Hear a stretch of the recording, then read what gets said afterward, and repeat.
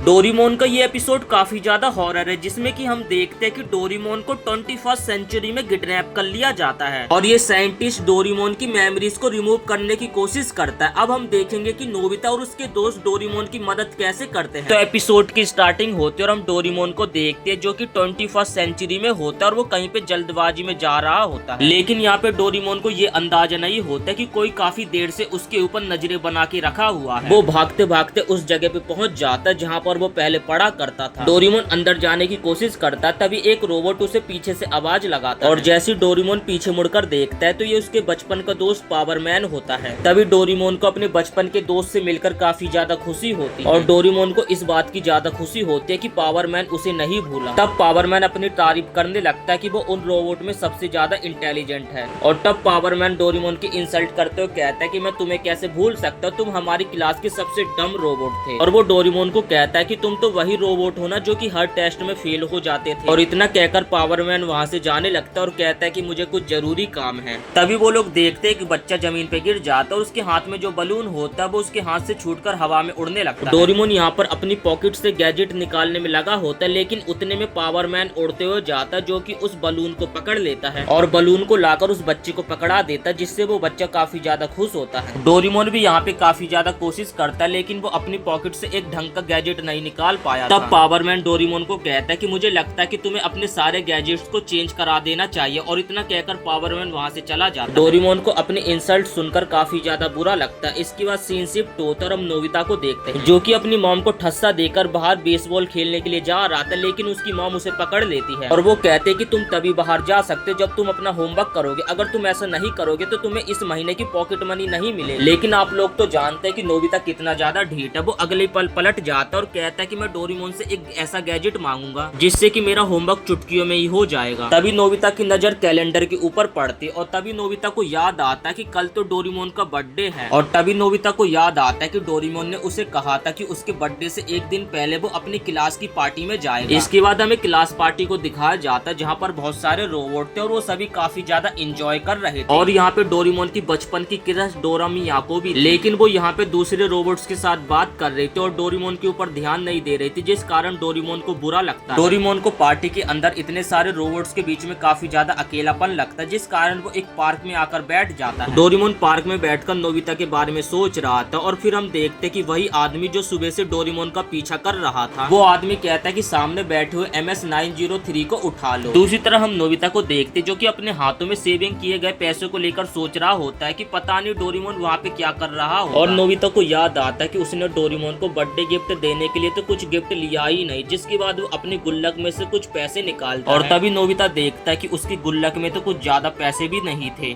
और वो उन पैसों को लेकर बाहर आ जाता है। नोबिता जब मार्केट से डोरेमोन के लिए बीनजैप केक खरीद कर आ रहा होता है, तभी वो देखता है कि जियान, सुनियो और सुजुका पार्क में बैठे होते हैं। सुनियो नोबिता को आवाज लगाकर अपने पास बुलाता है, जिसपे तभी सुजुका नोबिता से पूछने लगती है कल तो डोरेमोन का बर्थडे है और क्या तुम अपने हाथों में डोरेमोन के लिए कोई गिफ्ट लेकर जा रहे हो। तभी नोबिता बताने लगता है कि शायद से मुझे लग रहा है कि डोरेमोन अपने बर्थडे के लिए बिल्कुल भी खुश नहीं है। नोबिता ने जब डोरेमोन से बर्थडे के बारे में पूछा तो डोरेमोन ने उसे कहा कि मुझे कुछ भी नहीं चाहिए। तभी सुनियो पूछने लगता है कि आखिर डोरेमोन अपने बर्थडे के लिए खुश क्यों नहीं है, जिसपे नोबिता बताने लगता है कि डोरेमोन की एक मिस्टीरियस कहानी है। जब उसका बर्थ हुआ था उस समय डोरेमोन को भी बाकी रोबोट्स की तरह एकदम ठीक ठाक बनाया गया था, लेकिन डोरेमोन को एक जोरदार झटका लगता जिस कारण डोरेमोन की बॉडी के अंदर के कुछ स्क्रू खो गए थे, जिस कारण डोरेमोन एक डिफेक्टेड रोबोट बन जाता और वो काफी गड़बड़ करने लगता है और डोरेमोन हर एक टेस्ट में फेल हो जाता था, जिस कारण उसे किसी ने खरीदा भी नहीं। डोरेमोन ने अपनी तरफ से सारी उम्मीदें छोड़ दी थी कि उसे कोई खरीदेगा भी कि नहीं। दूसरी तरफ हमें डोरेमोन को दिखाया जाता है जो कि पार्क में उदास बैठा हुआ था, तभी एक बड़ा सा रोबोट उसके ऊपर हमला कर देता है। डोरेमोन अपनी जान बचाने के लिए अपनी पॉकेट से कुछ गैजेट निकालने लगता है और फिर वो अपनी पॉकेट से एयर कैनन को निकालता है और एयर कैनन से उस रोबोट के ऊपर हमला कर देता है, लेकिन एयर कैनन का उस रोबोट के ऊपर कुछ भी असर नहीं होता है। डोरेमोन उस रोबोट से बचने के लिए बैम्बू कॉप्टर निकालता और बैम्बू कॉप्टर से हवा में उड़ने लगता है, लेकिन वो एक पेड़ से टकरा जाता है जिससे वो जमीन पे गिर जाता है और उसी टाइम वो रोबोट डोरेमोन को पकड़ लेता है। तभी डोरेमोन उस आदमी का चेहरा देख लेता है, जिससे डोरेमोन समझ जाता है कि ये आदमी आखिर कौन है और फिर वो रोबोट डोरेमोन को पकड़ लेता और डोरेमोन को पकड़ के उसे एक जोर का झटका मार देता है, जिससे डोरेमोन बेहोश हो जाता है। और तभी हम यहाँ पे नोबिता और उसके दोस्तों को देखते जो कि डोरेमोन के साथ कुछ बड़ा प्लान करने के बारे में सोच रहे होते हैं। तभी आसमान से डोरेमी और शिबा शिवाशी नोबिता के ऊपर टपक जाते और डोरेमोन नोबिता को सारी सिचुएशन बताती है कि डोरेमोन को किसी ने किडनैप कर लिया है। नोबिता ये सुनकर एकदम हैरान हो जाता और वो कहता कि आखिर किसने डोरेमोन को किडनैप कर लिया। और तभी डोरेमोन नोबिता और उसके दोस्तों को लेकर सीधा 21st सेंचुरी में आ जाते हैं